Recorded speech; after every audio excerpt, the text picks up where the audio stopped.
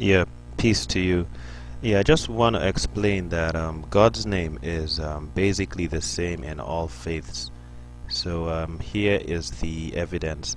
Let's start by trying to identify what God's name is, because God's name is not God. You see, God is an English word that basically has no meaning, but is representative. So what's God's name?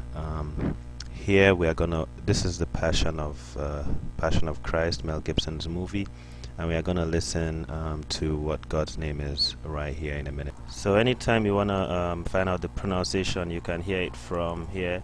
This guy on the cross is gonna mention it.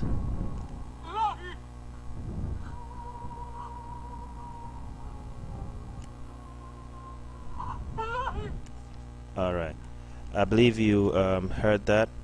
He screamed. He was like, Ilahi, Ilahi. All right. So that's Ilahi, and it's written in the Lost Gospel. It's written in the Bible in different ways. So sometimes you see Eli Eloi Elohim. All these are theological derivatives. I'll show you how they come about. But you heard the pronunciation. It's Ilahi, Ilahi, which is exactly what the Muslims or Arabs say. Ilahi, Allah, Allah, Ilahi. It's the same name. God has one name. It's universal. He has several beautiful names, but his name is basically common. He has names common, to all faith.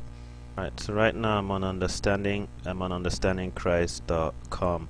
So you can always go to understandingchrist.com to research some things that's pertaining to Christian side of information. Alright, so here I'm going to open up another place where you can hear the pronunciation of God's name. It's a Bible lexicon, and it also has you can also listen to God's name being pronounced on it. So if you go here, oops, thank you. Somewhere here, this is the when you look for God's name in the Bible in the encyclopedia, you get this Elah, which is how it is, and you can pronounce it. All right, I guess you all heard that. All right. So Elah, it's that's basically what it is. Elah, Allah, Ilahi. It's all the same. It's God's name. So let's go a step further to the Bible Encyclopedia to see exactly how this name came about and what those other what the other names are. So on understandingchrist.com, on the same topic, God has a most personal name. After the one where you can click the Bible crosswalk to listen to it again, you have International Standard Bible Encyclopedia, which basically, let me just open that website here. It basically tells you God's names in the Bible. So you have God's most personal names. This is so you have God's personal names, and his most personal name. If you come to if you scroll down, you'll see his most personal names, and his most personal names are Elohim, the absolute or personal names of God in the Old Testament. So you have Elohim, you have Eloah, So basically they now try to find out how these names got derived. So they said in this group of Semitic languages, you have deity Elohim, and the same variety derivation is attributed to Elohim. We see most probably Ul, which is to be strong. BDB interprets Ul as the front. Basically, and it goes on to say the one in front of the flock, Elah, prominent terebinth, derived from Allah, to be strong. It occurs in many more ancient names, and like Elohim is used for pagan gods. Because different people take God's name and use it for other things. But basically, most people believe in it being derived from Allah. That it's the same. It says it's represented by in Babylonian Ilu and the Arabic Allah. So it's the same.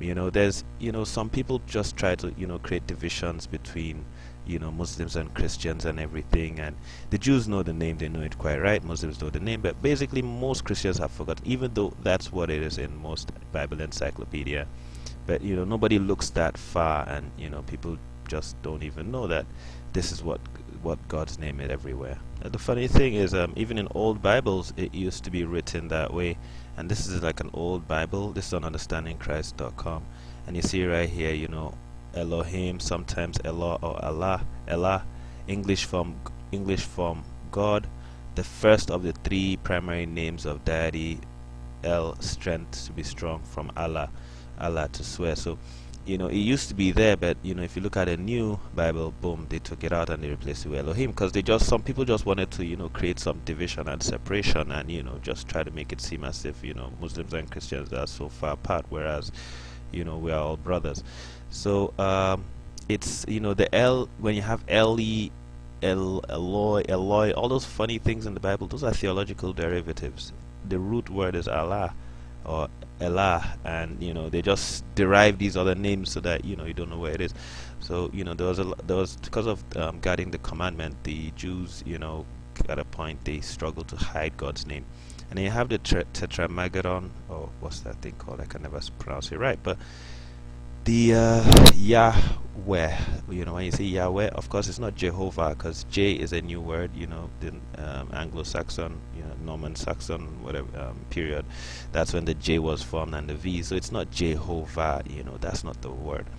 It's Yahweh, because these J and V are new 500-year-old letters. Yahweh is the same as the Arabic Yahuwah. Yahuwah, Yah is an exclamation, it's Yah, oh, and Hua is he, oh, he. So it's God's name too. It's the same name, Muslims, Arabs, say it, Yahuwah, Yahweh.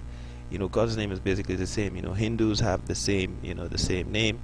Allah, Yahweh, Yahuwah, you have the same name. You find it, in Africa, you find, Yorubas have, the name. All over the world you have the same name basically for God. So it's good for us to come together and recognize how things are similar, and not be fooled by people who just try to distort things so that we lose our identity and lose our mutual love and respect and coexistence, which we all stem from the same thing basically. Okay, thank you very much. Have a lovely day.